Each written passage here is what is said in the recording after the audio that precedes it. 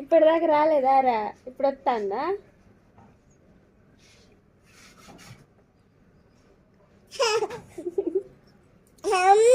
అమ్మ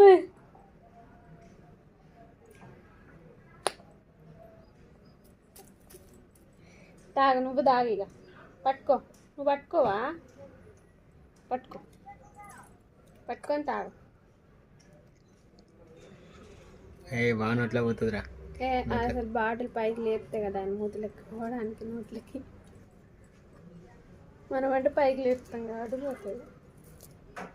అది చూడు, మూతుత్తగా నోట్లో పెట్టుకుంటాను.